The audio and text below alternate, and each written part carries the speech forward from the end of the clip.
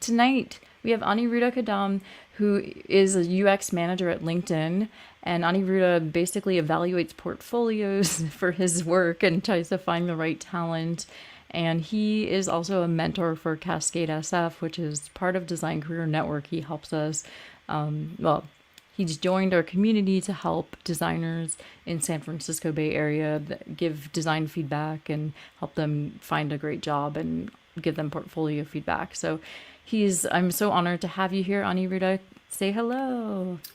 Hi, Andy. Thank you for having me here. I'm really excited to chat with every one of you. Yes. And if you guys, okay, so here's the format for tonight. Oh, by the way, I'm honored for you to be here. But here's the format for tonight. So basically, we'll have Aniruddha will give a presentation that he's prepared for you, and then shortly after that, we'll lead with a Q&A via YouTube chat or Facebook chat, whichever one you're tuning into, mostly YouTube. And make sure to have your questions queued up because we are here to make sure that you get the most out of this stream tonight. So, okay, thanks again. And I'm going to hide out and I'll be back in a bit. Okay. Thank you, Andy. Whenever you're ready. Ready. Sounds good. So thank you, everyone. And thank you for having me here, Andy. I'm really excited to talk about a topic which is near and dear to my heart, which is UX portfolios.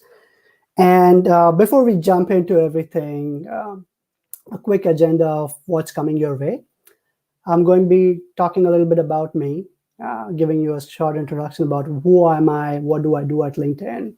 I'm going to take you through my UX manager journey a little bit, and then get into why and what is a portfolio. And then we jump into 5 things for your UX portfolio. And as Andy mentioned, we're going to wrap it up with the AMA where you can ask me everything about portfolios or even anything that's to do with hiring. So jumping a little bit into telling about me, as Andy mentioned, I'm Aniruddha Kadam, and I'm a product design manager at LinkedIn, and I have managed multiple teams. Currently, I manage a team of designers on the jobs team, which is a part of our talent product suite. Now, all of you must have applied for a job on LinkedIn. What my team does is on the other side of this hiring marketplace, which is responsible for getting the jobs onto LinkedIn, the product where recruiters, hiring managers go to post a job, evaluate applicants for a job, and then get in touch with you. I've been a hiring manager for 5-ish years now and have been actively hiring and building teams, which means I'm reviewing a ton of portfolios at LinkedIn right now. I've also been a mentor, as Andy mentioned, to designers and design managers across my entire design life. And the screens that you see in the background, that's my team, that's my partner teams with me as well. A quick shout out to my team. This is what my team does at LinkedIn, which is helping people hire better and faster. Taking you through my, sorry about that, taking you through my hiring user journey. What does that look like? I've been involved in hiring at LinkedIn across the entire life cycle, be it with sharing inputs in the hiring strategy over the last 4 years on how that strategy has evolved, right from sourcing and pipelining. At this point, I work with the design talent acquisition team to help them source and look at applicants who are applying to work with LinkedIn. I've been fortunate to also attend a few campus trips to help find the next best talent for our design team at LinkedIn. Over my time at LinkedIn, I've had the opportunity to actually interview one-on-one 100 plus candidates at different levels. And I'm really grateful for that because in every interaction, I've learned a little bit about myself, the people who are interviewing, as well as about the world of design. Now, who do I hire for? I hire for product designers. At LinkedIn, we hire product designers who think like product managers and hold equal responsibility for building the product together as a partner. They think of business goals along with user expectation and pain points and care about iterating and building and polishing the product over time. And a quick plug-in, LinkedIn is hiring. Moving over to what is a portfolio? It is a compilation not just of your best work, but also your personality and work ethics. The latter is sometimes missed out in the quest of glitzy images and animations and GIFs. Also, when it comes to portfolios, it serves multiple purposes.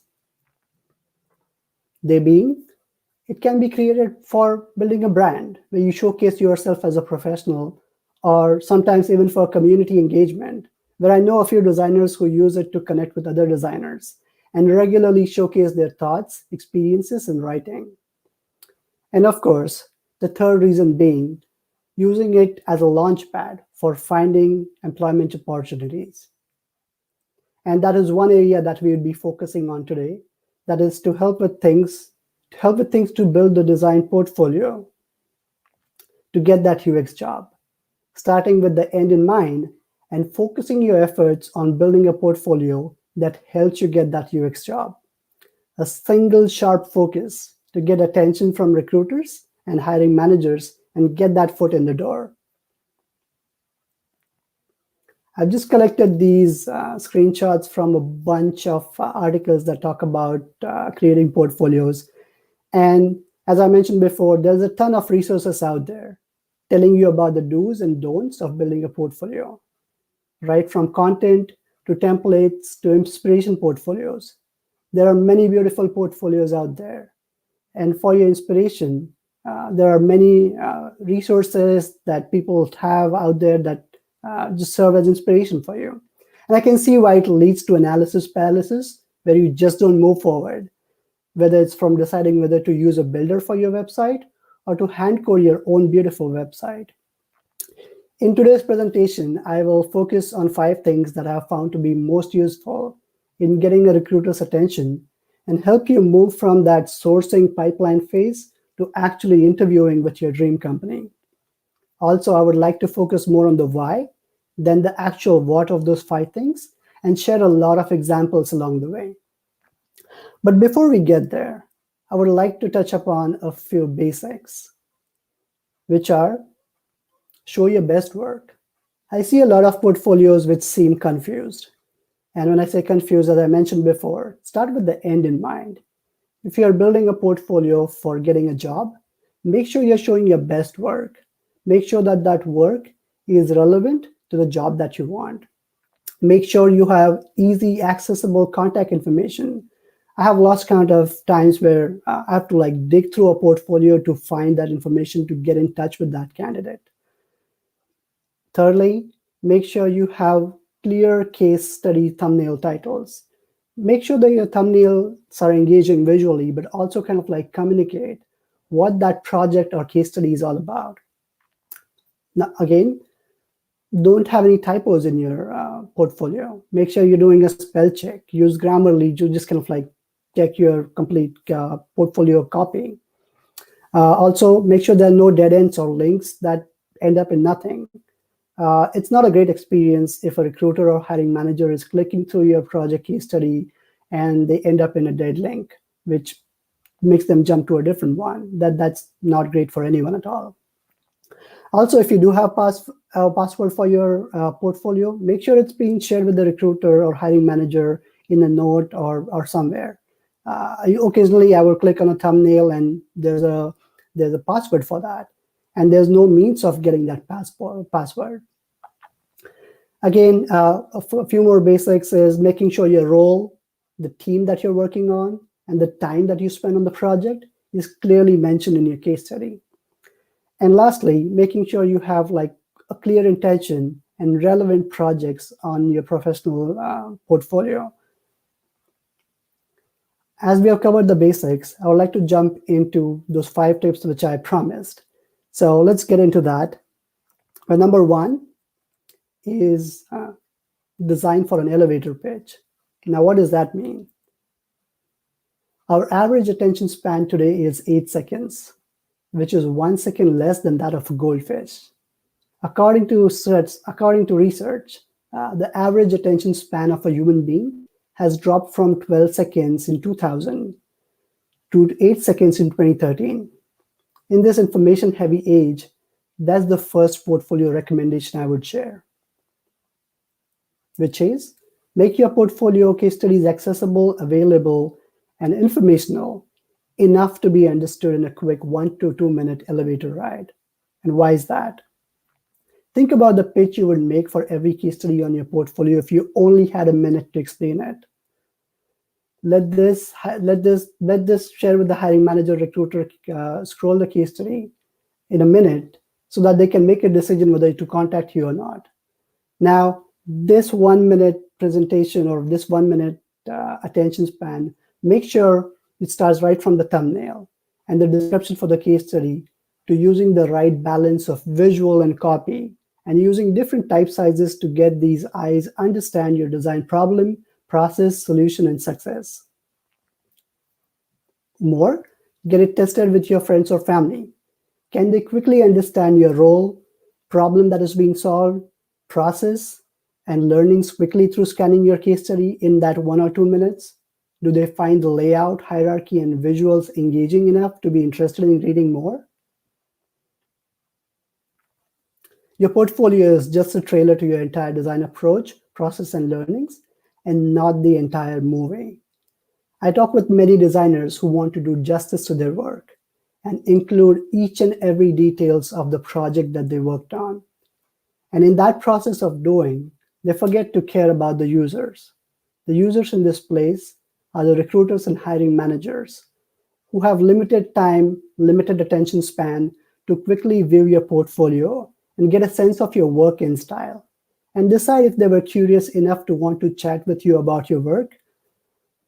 Once a recruiter picks up the phone and chats with you, they rather have you walk them through your portfolio than read pages and pages of detailed reports on how you went about with your project day to day. In the pipeline process, or the sourcing process, as they call it, recruiters or hiring managers are literally going through tons of CVs and portfolios in a day. And it's on you to do everything that you can to get their attention. And some high-level recommendations in that case would be, make sure the projects that you put on your portfolio are the ones that you would want to do in the future. Limit it to 3 to 4 case studies, not beyond the past 1 to 3 years of your experience. Nobody wants to look at work beyond 3 to 4 years of your experience.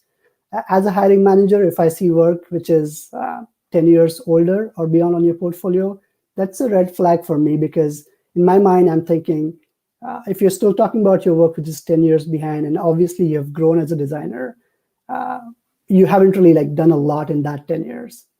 So just keep it limited to the last 1 or 3 years and the most relevant work. And secondly, the design of your portfolio is a design exercise by itself. Care deeply about your users, which are hiring managers and recruiters. Make sure your portfolio is clear to navigate, it's responsive, there are no dead ends, there are no typos, and it's very clear and consistent for your users. Moving on to the second one, show your design process. What does that mean? Occasionally, I would see design case studies with a design process diagram similar to the one that you see on your screen, or something that is even more elaborate. I've been guilty of doing that as an entry-level designer as well. However, as a design manager, I rather appreciate your design process as a part of your case study. Tell your free-flowing story and hence your process as a part of that case study narrative, than as a static image somewhere in your case study copy. Now, I have an example on the screen, and there's a QR code there which you can scan and go directly to this portfolio which I'm referencing so that you can get a sense of the portfolio. As you can see in this portfolio copy, the process is shown very clearly through the sections in the case study, where you see the double diamonds as a part of that narrative rather as a static diagram or a static illustration in your case study. It's making it quick and clear and easy for the users to understand the context, the problem, and the solution. And also, it's ending on a high note with the success metrics or next steps or learnings. So this is how you could probably take the design process and show it as a part of your portfolio rather than kind of having it as a diagram out there.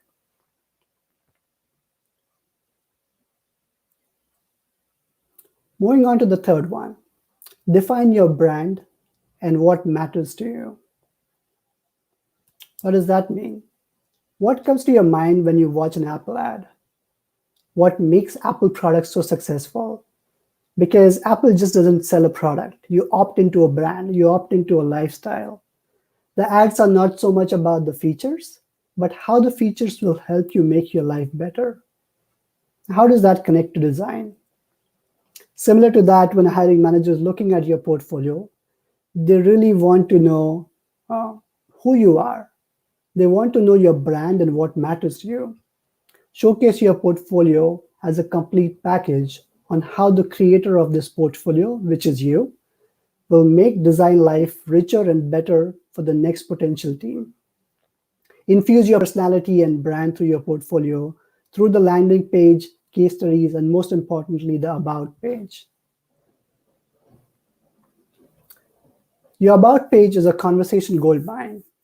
An About page displays self-awareness and a sense of familiarity, where I've quickly glanced a designer's About page before jumping in an interview with them, so that I have a quick understanding of who they are, and I have some ideas for a quick icebreaker or small talk with them. There are some stories from the About page which still remain with me. Whereas a designer I chatted with once had designed swimming costumes for Team USA. I still remember that. And there was another designer who had chinchillas as pet.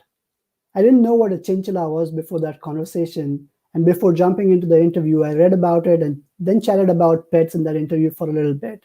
And that still remains with me because that really defined their personality. Speaking it's about pages, it's not just about icebreakers. It's way beyond that. It is where designers tell their stories, life story and mission. For example, when I was hiring in early 2019, I was interviewing a designer who had this on their About page.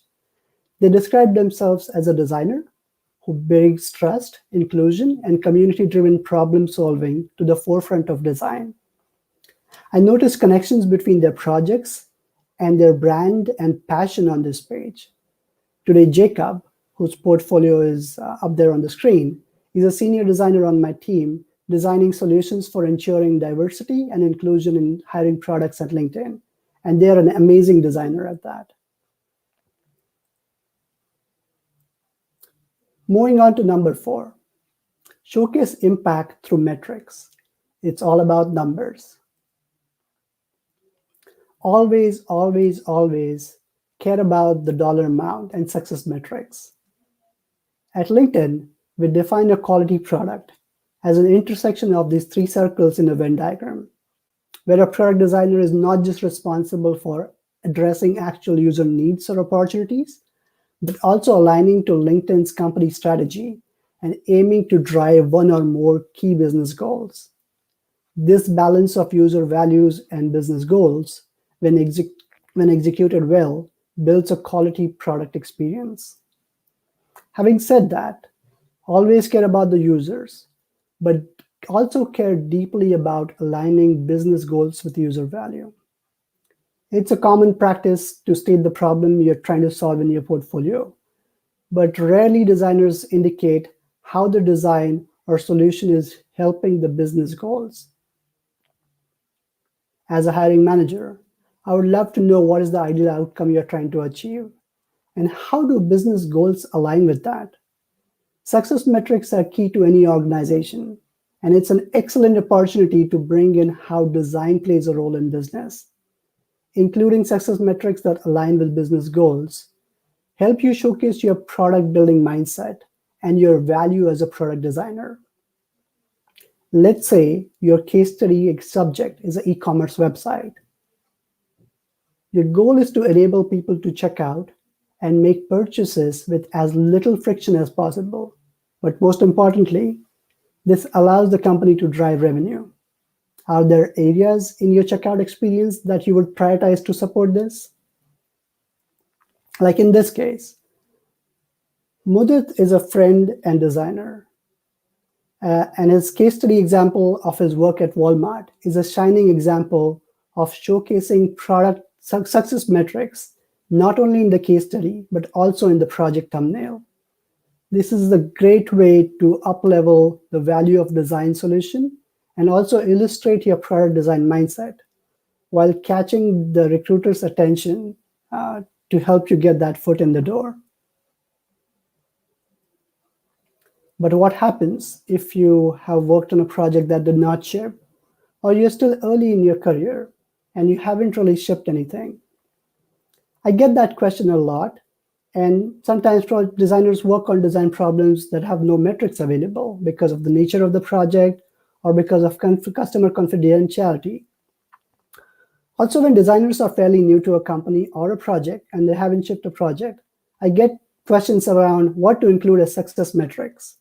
In that case, I strongly recommend ending the project case study with a qualitative retrospective of your reflections or learnings, which to me as a hiring manager indicate an iterative bend of mind.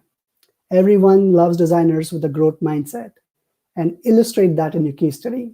For example, in this case, this person ends the project case study on a qualitative learnings or a retrospective, where they talk about the big increase in productivity, they call out customer behavior, they call out the qualitative success metric, and they call out the customer sentiment, which helps me get an understanding of how they're seeing this case study and how they're learning through this project.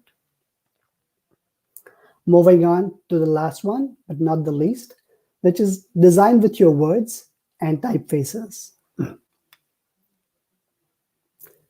Tobias Van Snyder is a great designer. I hope everybody knows about him. And his tweet tickles me a lot as I have seen this to be true. As you start growing into a senior designer, you'd be writing more to communicate. This has become more and more important in a remote work from home situation where you would have found yourself spending a lot more time writing stuff up in asynchronous communications with your team and stakeholder. Design isn't the only way you design, and most of the times you do that with words through various medium like emails, design strategy document, Google Docs, explaining your solutions where visuals or wireframes aren't just enough.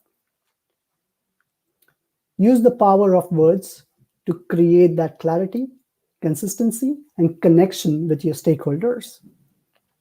Use this philosophy of communication in your portfolio as well, where you use that clear and consistent copy to create that user-centered experience for your users. Infuse your personality in the case study copy, as well as the headers to create that experience, making sure that your tone seems natural and consistent across all parts of your portfolio. A good example of this is Vicky's portfolio. A year back, I interviewed Vicky for a design position at LinkedIn, and the first thing that struck to me in her portfolio was how well she designed using words, using clean and simple language to guide me through her case study. For example, describing the problem through section headers and infusing her personality and voice and tone in the portfolio in a similar manner. This style of writing, combined with visuals, really helped me scan and quickly grasp the core of her case study and helped me build my confidence in her capability as a designer and keep her moving through that hiring process.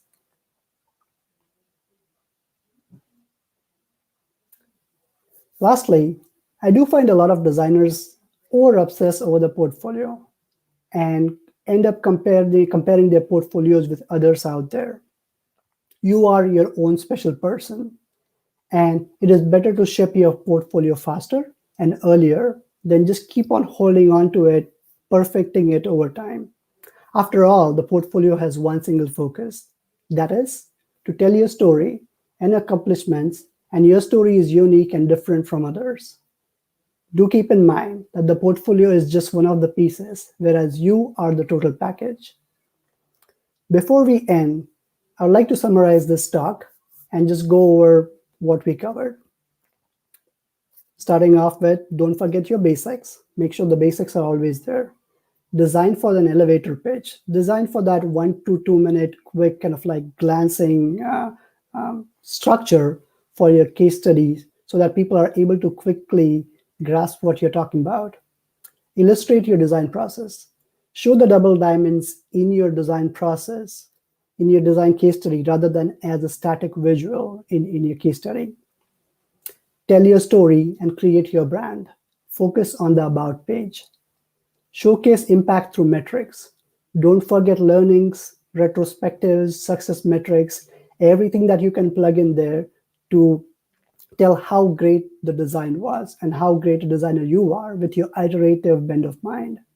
And lastly, design with your words, where you're using clear copy and consistent tone to make sure that you're connecting with your users, which in this case are recruiters and hiring managers. Once you have done all of this, you really get that foot in the door and you get that UX job. Thank you for spending time with me today. I have this presentation readily available in this bit.ly link, so you can go there and access this entire presentation. And moving on to question and answers.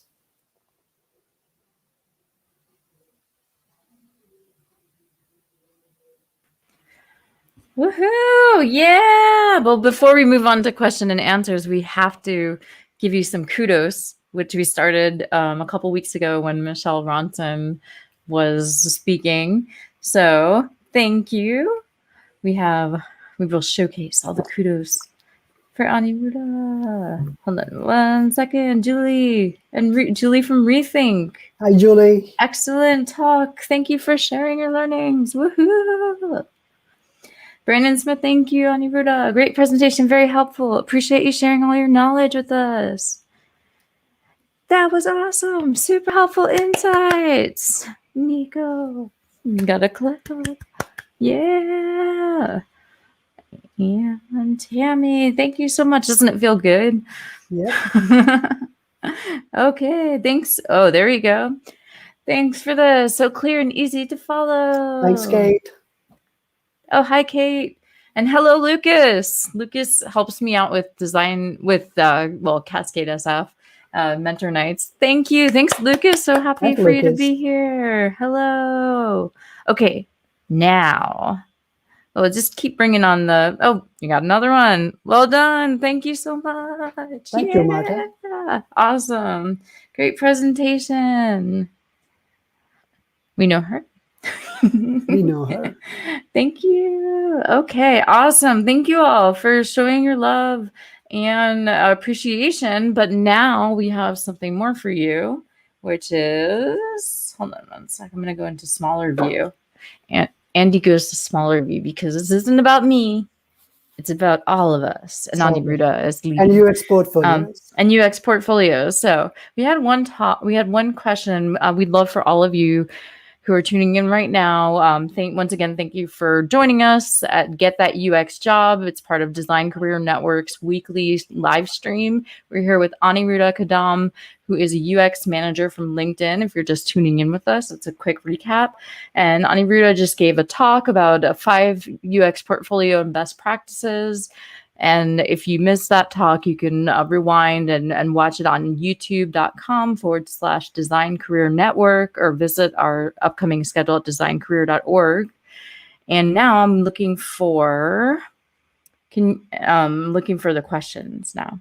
Let's see. Okay. New comments. Always follow him for, okay, we got more kudos. Hold on a second. All right. I do have a question. I have a question. I'm going to kick off the Q&A here. And that is, okay. So often I've heard that as you can answer as much, hold on, let's start this over. It's important to answer as many questions as possible up front. So that way you don't get asked them. So what kind of questions come up in interviews that you can answer on your UX portfolio that would make it easier for you to be able to land a job? That's a good question. Yeah.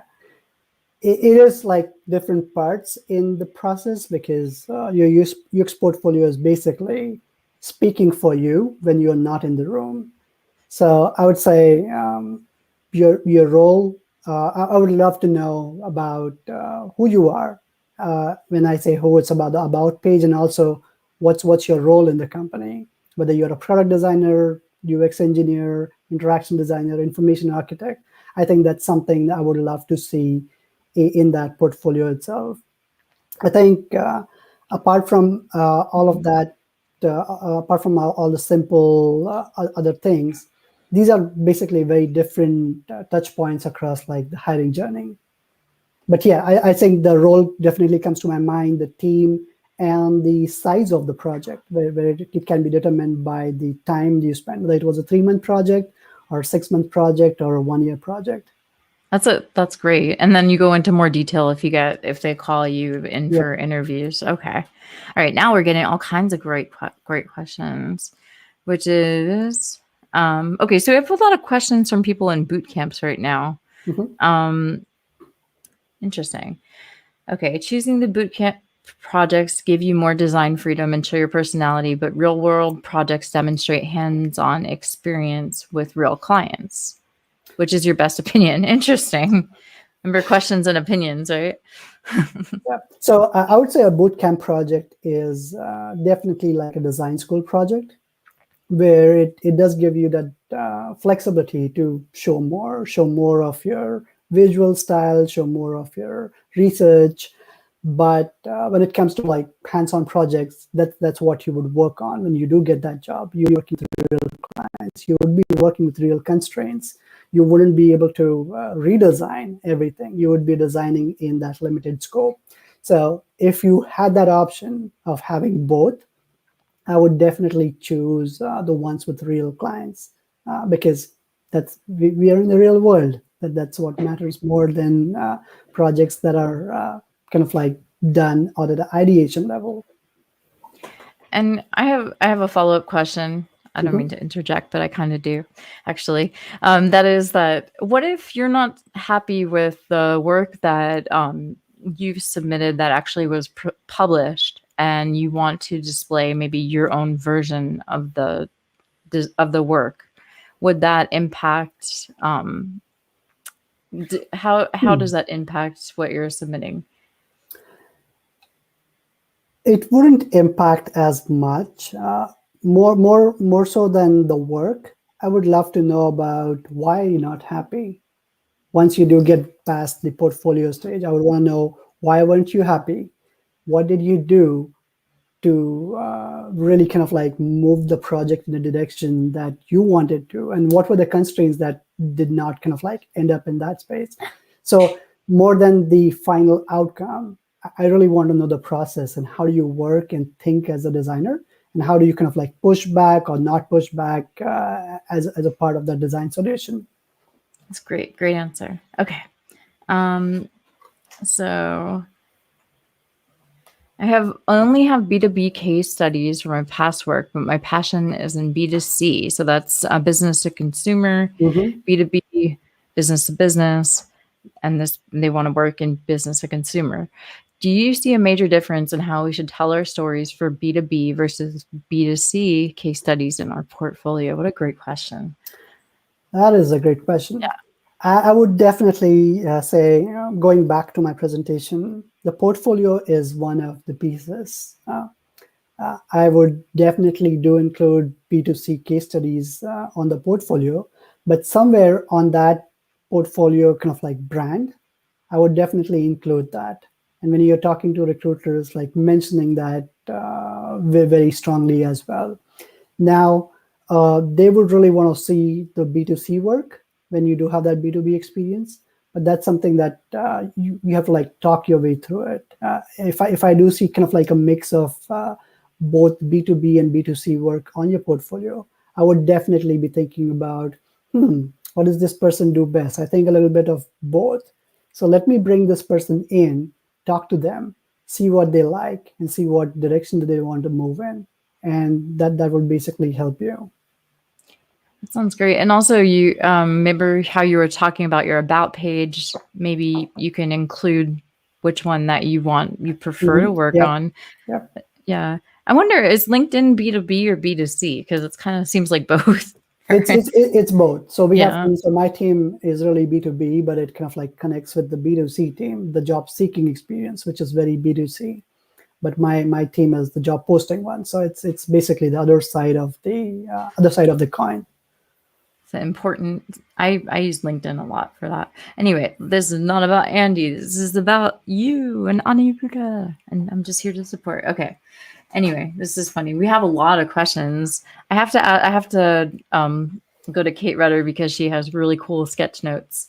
And sometimes it's hard to know what's personal and interesting and what's too quirky. Let's start that over. Sometimes it's hard to know what's personal and interesting and what's too quirky. Any advice on what recruiters feel that line is?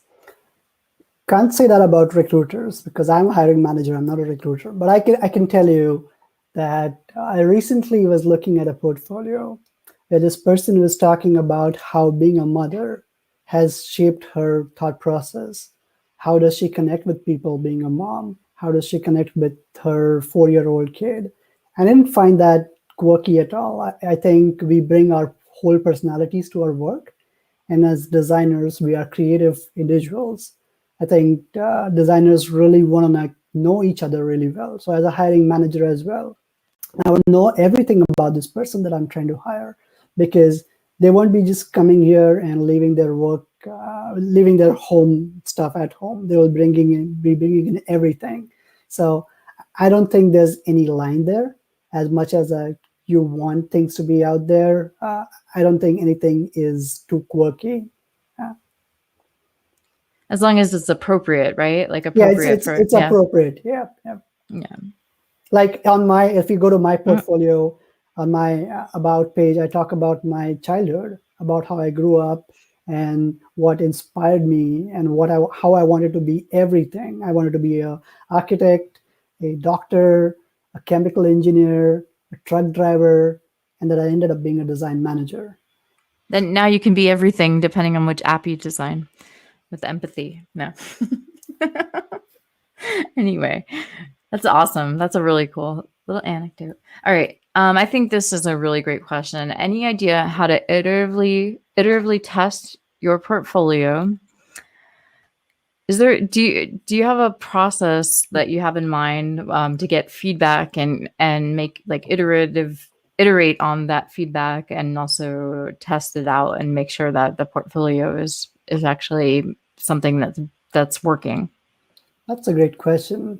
I'll take it in two parts. Let's talk about how to iteratively design first, and then talk about the testing piece. I think the way I would go about it, or I've had like friends and my mentees kind of like reach out to me with that, is design one case study before, do it end to end, get feedback on that one case study. And when I say feedback, it's not just feedback on the project area, it's also feedback on, do these headlines make sense? Do these sections make sense? Do the visuals make sense? Do the visual to copy ratio make sense? Once you do kind of like nail that down, then kind of like design the other case studies in a similar fashion. So you're basically like taking the same blueprint and applying it against all of your other case studies. And when the feedback you receive is potentially contradictory, you would get that a lot. You would have one designer tell you do X, the other one saying you do Y. I think at that point, how you really want to like portray yourself is what really matters in terms of what is your brand, what do you really want to put out there, what kind of like projects do you want to get. You would hear all kinds of contradictory feedback, but a portfolio is a good portfolio when it helps you get that attention. And there's no real kind of like structured formula to get attention from a recruiter or hiring manager. I have like seen different portfolios, and each of them seem unique and different. And I don't really like have like a specific thing in my mind when I'm looking at a portfolio. It's just that portfolio that speaks to me directly. Awesome. I know I'm pretty sure we answered this one earlier, which is, are boot camp projects considered less impressive than real job projects? We already answered that, but I just Yeah, wanted to address. I can touch Yeah. up on that a little bit. I get Mhm. that question a lot. I mean, if you had the opportunity to have a real job project, I would say definitely put that up front than the bootcamp projects, because as I mentioned before, bootcamp projects are like design school projects. Yes, they are intensive. Yes, they are end to end. Yes, they allow you to demonstrate all of your skills, because the sky is your the design project is your sky. But real world has constraints. Real world has those limitations which require you to work in that focused manner, require you to work in that kind of team structure where it's not just you, it's you and a bunch of other roles like developers, researchers, product managers who you'll work with. So if you do get an opportunity to do real job projects, please do that. I've like definitely mentioned this to a lot of people before. If you're not in a job, look at pro bono projects. There are so many volunteer projects out there. Just pick one so that you do get a sense of working in the real world with a product manager or product owner, someone who's writing documents, someone who's writing requirements, someone who's going to actually code it for you. You get that sense of what does that handoff with the engineer feels like. So yeah, I would say nothing about being less or more impressive. I would say real job world, real job projects are definitely more real and more optimal to kind of like get a sense of how you work as a designer. And also how you collaborate with a team, right? Yep. Is that what you're saying? Okay. Yeah. We have Gretchen Anderson, who wrote the book Mastering Collaboration. She'll be talking about how to explain how you collaborate with teams in a few weeks. So that just a little plug there on only on Design Career Network. Absolutely. Okay. I'm guessing okay, do you have any idea of how to select or how to point out, I guess I'm not sure entirely what the question is, but I'm guessing it's how do you select the right works to feature on your cover letter and make sure it aligns with your portfolio. Is that correct, Harveen? Is Harveen here? How to adjust key selection criteria and cover letter in sync with portfolio, because you want to be able to display your skills when you're writing a cover letter, but is it repetitive if you're explaining the same thing in a portfolio? Yeah. How do you feel? Let's talk about cover letters for a second, and then we can, and how they can contrast from portfolios. I would say a cover letter is more like a statement of purpose, which is not very specific to a project that you have in your portfolio. But I would kind of like equate it to the about page, which just talks about who you are and what's your philosophy. What is your statement of purpose? Why are you a designer? Why do you think you would be a good fit for this particular job? A portfolio is really like, it's out there, but a cover letter is very focused. So let's say, picking up the previous example of a B2B designer wanting to move into B2C. If there is a cover letter, if you want to write one, I would want to see about why you think you would be a good B2C designer when you ideally have had only B2B experience. So not really apples to apples here, but a cover letter would be more kind of like targeted and focused to that job opportunity. And a portfolio is not, you typically don't kind of like curate your portfolio for every job that you apply for. It's more kind of like overarching across all of your design experience. Does that answer your question, Harveen? And then actually, that's awesome. And then you can actually point out the experience based on the job you're applying for, possibly within the cover letter. That's really awesome. Okay. Great questions. Okay. I don't know if this one is relevant. What are your tips about? Yeah. We'll take it then. Okay. Yeah. That's okay. As a hiring manager, what are your tips about networking and reaching out to potential employers via LinkedIn or email with your portfolio? I'm adding it so it's relevant. So I'll quote a recruiter that I know. He's a friend of mine, and he's a design recruiter. He once told me that he looks through at least 200 portfolio links and messages, and like I think he mentioned number of like 500 in a day, that like across like portfolio links, messages that come in. I think the way you can, and he does mention that people will reach out to me and they'll be like, hey, I'm interested in this, in your company, help me find a job. He's like, that does not help me because I know nothing about who you are. I'm not going to spend the time to look at your portfolio or your LinkedIn profile and then recommend a job for you.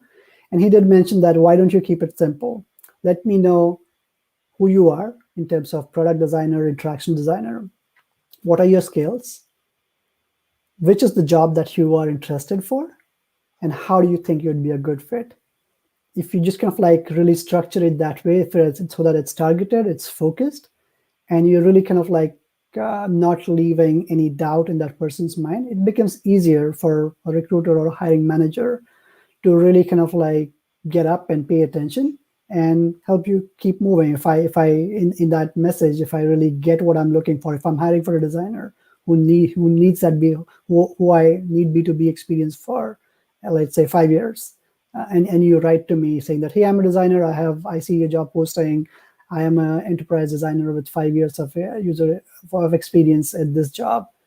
It just helps makes my job easier because then I don't have to look at your profile. I don't have to dig through what kind of like portfolio you have, what kind of projects you have. So I would definitely say keeping it super clear, super concise, targeted, and not really kind of like going around, but making sure that yeah, you are clearly answering all the questions in the recruiter or the hiring manager's mind even before they can get them. Okay, now I'm going to ask a question because I can. No, jump in the line. I'm just kidding. Anyway, my question for you is, how do you feel about using Dribble or possibly Behance or some, an external website hosting your portfolio works on an external website? Does that affect your how you perceive the the applicant? I mean, it does bring up a question in my mind about why didn't this person just get a hosting link and put their work out there? So it doesn't really kind of like alter my decision or alter my like thought process as a hiring manager. But make sure that whenever you have it in Dribble or even Behance, you follow that case study structure. I usually would see Dribble or Behance portfolio with only visuals. That does not help anyone at all. I don't know what kind of designer you are or what's your process, how's your storytelling skills. So if Behance and Dribble do allow for like creating that narrative, then it doesn't really kind of like affect my decision or thoughts as a hiring manager. I do have received Google Slides portfolios, which aren't hosted onto a URL. It's a Google Slides deck link. And it just clearly gets into the details of telling that story, going through the design problem, process, solution, and learnings in a clear manner. So the medium doesn't matter as long as you're telling that story. And to follow up with that, what about projects that have an NDA on them? How would you protect the person or the company, and how would you respect their privacy and still show off your work? I think we do get, when I say we, it's me and the design talent acquisition team. We do get those portfolios once in a while where candidates can't really tell you anything. They're working on a stealth startup or a very confidential project. I think at that point, making it super clear on your portfolio that, hey, I'm working on this and I can't share much. If you want to get more details, reach out to me on this email address. So finding a way to make yourself accessible. And if you can put stuff behind behind a password, do that. A lot of like my work is behind a password because a lot of the work that I'm working on, it's still yet to be released. Some of it is out there, some of it is not yet out there. So kind of like you get to control how much do you want to share with the world versus not. In the past, whenever I've created a portfolio, I've had random emails from recruiters asking for my portfolio password, even when I haven't applied for those jobs. So that gives you a sense that, hey, people, it's out there, people are looking at it. Just find a way to make yourself accessible so people can reach out to you and get that password from you. good to know.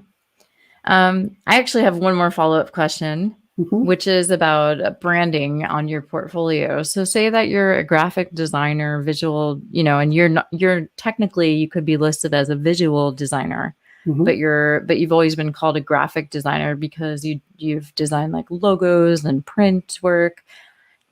When you're applying for a job that has like a very similar skill set, do you have to change the phrasing of the words to get that job, or can you, what is the best practice for that? So trying to understand your question a little bit more. What the visual part is, Like I'm a visual designer Mhm. who's looking for a job I'm a brand designer. Like I've worked Okay. in corporate advertising as a brand designer. And I would like to share I'm looking for a job where I can, I don't know, I'm looking for a job in general, but it might be called a visual designer elsewhere. Got it. How could you increase your odds of landing a job Mhm. if you have a different title in the past? Got it. So I don't have complete understanding of like how brand design works, so I'm going to make some assumptions here. So I'm thinking brand design is a brand designer who's working in an agency, working on more like visual concepts or logo types or branding or merchandising. And a visual designer is probably a visual designer in a tech kind of like environment.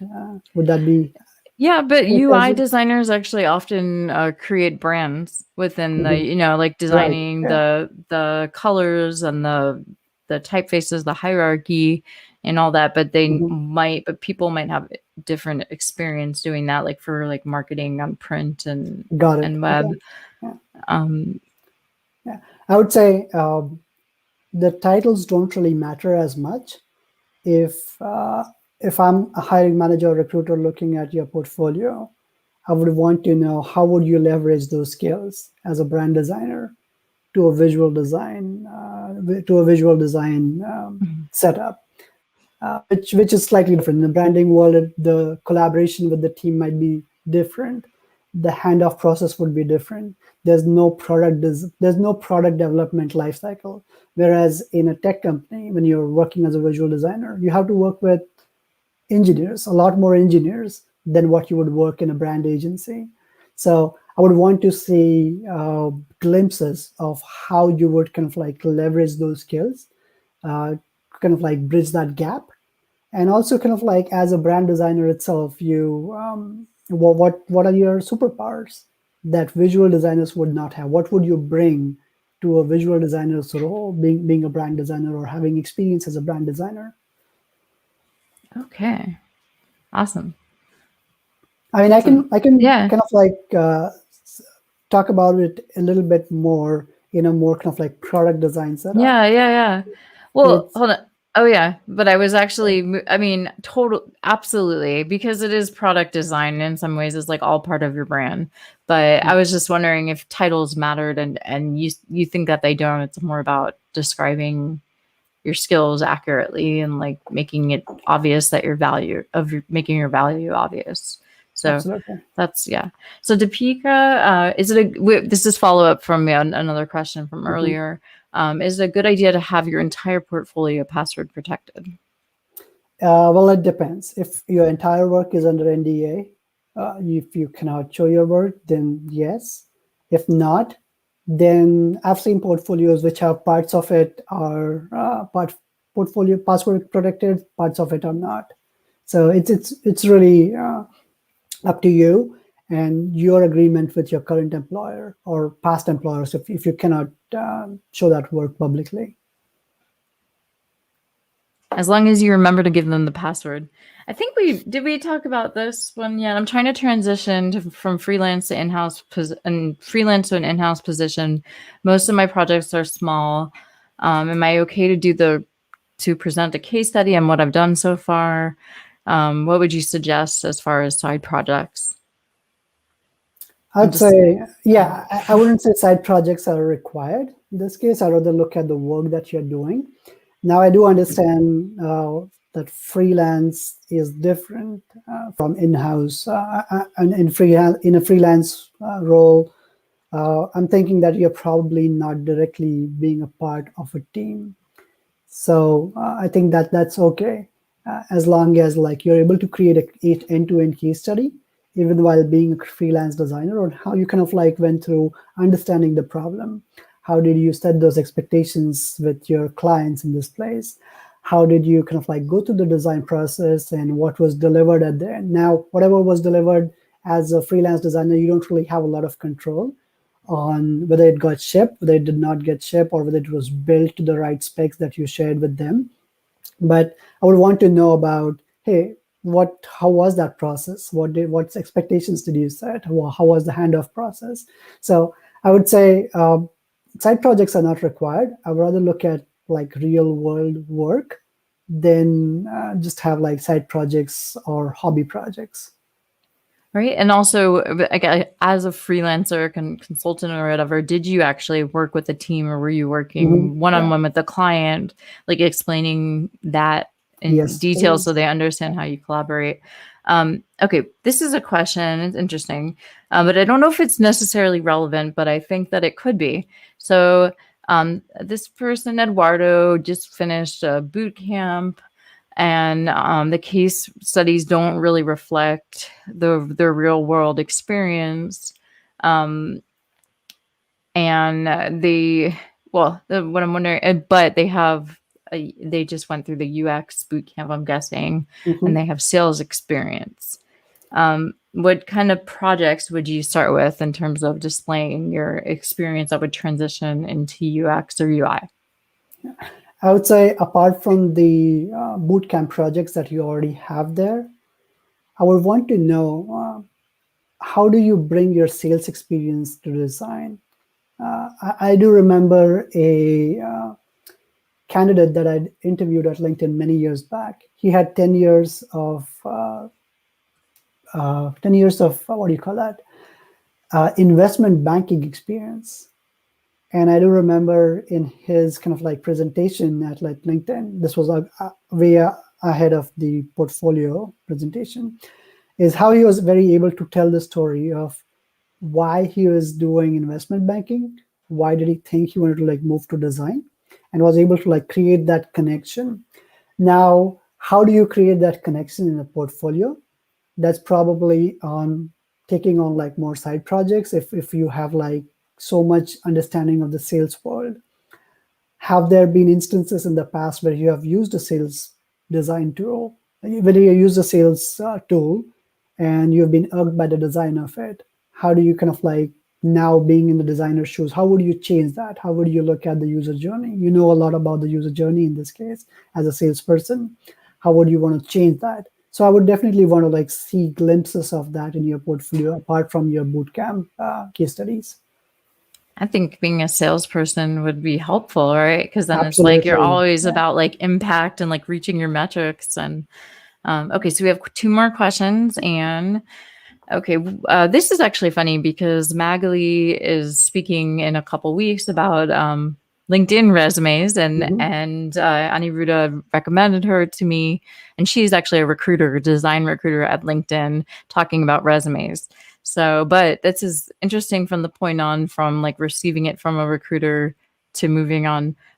What is it that you look for in a LinkedIn profile as a hiring manager? It's not necessarily a portfolio question, but LinkedIn Mhm. specific. We'll take it. Yeah, we'll take it. It's Yeah. LinkedIn. I work at LinkedIn, so I can take that on. I think at LinkedIn, we don't really do CVs or resumes at all. We look at your portfolio and we look at your LinkedIn profile. So we see the LinkedIn profile as your CV, where if I'm looking at your LinkedIn profile, I'm essentially looking at your experience, or like what kind of like experience do you have? What school did you go to? What kind of like bodies are you a part of? Sometimes like that tells me a lot more. Like, hey, if you're like part of like AIGA, if you're a part of Cascade some SF. No. Cascade SF, that tells me a lot more. But yeah, I think it like when you're going through that pipelining process, it serves as, it doubles up as a CV in that case. But I think as you kind of like, if I'm a hiring manager and you've already gone past that pipeline phase, uh, then I'm going to go back and look at your LinkedIn profile again and just kind of like dig in a little bit about like, okay, what kind of like posts are you posting? Or have you like, if you have created any kind of like articles in the past about design or anything at all, I will kind of like read through it to get a sense of like who you are. It's similar to looking at your Twitter profile, looking at what your Twitter activity is. I'll just kind of like do a little bit just to get to know you a little bit better before I talk to you. So basically, you're suggesting that the designers create content to voice, their strategy or opinions, or Mhm. like, and you can do that on LinkedIn, Yeah. and they have a huge design network on LinkedIn. So I think that's awesome. I love LinkedIn in a weird way. I love it so much. I've always loved it. Okay. And because there's like learning resources is really good to network and also, learn about new jobs. It's a Mhm. really, really great resource. So Kate, I guess Kate, you have number two question tonight. You're lucky. What's the benefit liability of including things like speaking engagements, awards, passion projects, published works, etc. in a portfolio in parallel to case studies? That's a great question because you phrase it as benefit and liability as well. I would say there's always all the benefit to illustrate all the awards or passion projects or speaking engagements that you had. If you have published works, patents, if you want to talk about your design philosophy, yes, put it out there. But then when you do kind of like design your portfolio, make sure that it does not get mixed up with your case studies. Because for a recruiter or hiring manager, your speaking engagement, awards, or passion projects are more like a nice to have, and your case studies are a must have. So if I'm landing on your portfolio page, I want those professional works to be really clearly out there. And you don't want to mix up like everything on just one page. I've seen like portfolios which have hobby projects and non-relevant design work. When I say non-relevant, they might be applying for a product designer job and they have some great artwork out there, but it's all kind of like mixed up on the same page, which makes it harder for me to really kind of like click into a thumbnail, go into that and find out that it's not a UX case study, then jump back out, go into different case study. So kind of like creating that separation is required. So it can be a benefit. Definitely, it can also be a liability if you kind of like mix it up. That makes sense. Like making sure that your portfolio is well structured, easy to organize, and has like Hmm. is easy, test, and test again. No.